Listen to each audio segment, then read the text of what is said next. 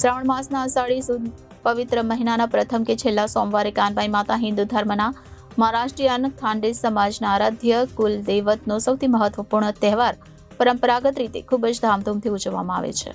કાનબાઈ માતાજીનો ઉત્સવ પારંપરિક રીતે ધૂમધામથી ઉજવવામાં આવે છે, કારણ કે હિન્દુ ધર્મમાં માતા કાનબાઈ એક એવી દેવી છે જેમને કોઈ શુભ કે અશુભ સમય તેમજ મુહૂર્ત લાગતું નથી.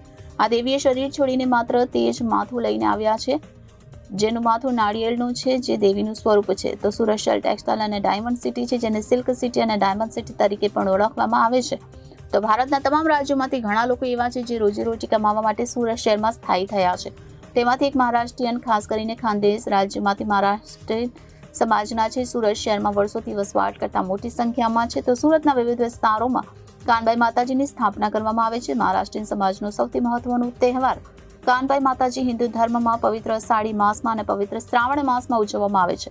તો સુરતના પૂના ગામ અને વરાછા વિસ્તારમાં પરંપરાગત રીતે ભવ્યતાથી ઉજવવામાં આવે છે. આ તહેવારની ઉજવણી પહેલો શનિવાર સવા પ્રહરમાં પ્રસાદ બનાવવા રસોઈ માટે પહેલા 5 જોડી પાણી ભરવા જાય છે અને પછી સાંજે એટલે કે ત્રીજો પહેર સત્ય પૂજનમાં રોટલો અને ભાજીની નૈવેદ્ય ધરવામાં આવે છે. તો શનિવાર રાત્રે અને હાથની ઘંટડી ચક્કી પર પરંપરાગત રીતે રાત્રે લોટ દાળવામાં આવે છે અને રવિવારે ત્રીજા પહેર સાંજે માતાજીની મૂર્તિની સ્થાપના કરવામાં આવે છે, જેમાં હાથથી પીરસવામાં આવેલ લોટનો પ્રસાદ બનાવવામાં આવે છે અને સમગ્ર પરિવારને એકસાથે મળીને પ્રસાદનું ગ્રહણ કરે છે. અને આખી રાત ભજન કીર્તનનું તેમજ જાગરણનું આયોજન કરવામાં આવે છે અને સોમવારે સવારે સમગ્ર શહેરમાં ભારે ધૂમધામથી માતાજીની શોભાયાત્રા કાઢવામાં આવે છે. આ તહેવાર ખૂબ ધૂમધામથી ઉજવવામાં આવે છે, જેનો ભક્તો માતાજીના દર્શન કરવા, નૃત્ય કરવા અને આશીર્વાદ મેળવવા માટે લાભ લે છે અને બીજી બપોર સુધી શહેરના તાપી મૈયામાં વિસર્જન કરવામાં આવે છે.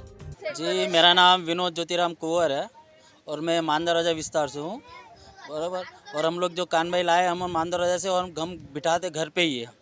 हम पूजा अर्चना घर पे ही करते हैं और हर श्रावण महीने में पहले सोमवार या दूसरा सोमवार वहाँ जब बिठाते हैं और वो रविवार होता है, रविवार के दिन बैठाना शाम को, और सोमवार को सुबह 9 बजे से 10 बजे से लेके तब तक लेके अपने तापी पे आते हैं. विसर्जन नहीं, अपना मिला के तापी माँ को और वापस घर पे लेके जाते हैं. ये आपकी परंपरा है? जी, परंपरा है, खानदेश की परंपरा है. खानदेश में ज़्यादातर कानबाई माँ को ज़्यादा मानते हैं. मेरा नाम सुभाष सुनंदा कुंवर है.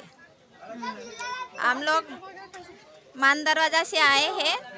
हमारा ये परंपरा है, खानदेशी परंपरा है. हम लोग है ना हर साल बिठाते कानबाई माता. शाम को बिठाते हैं, दूसरा दिन विसर्जन करते हैं, पूरी रात जागरण करते हैं.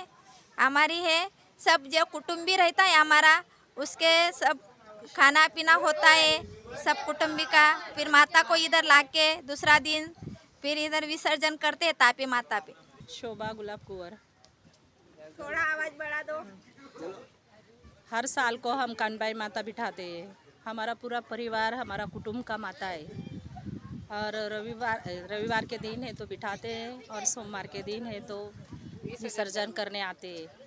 खाना पीना सब कुछ रहता है. ये परंपरा कहाँ से चली आ रही है? बहुत सालों से चलती है. रिपोर्टर हानिफ मलिक, जनादेश न्यूज़, सूरत.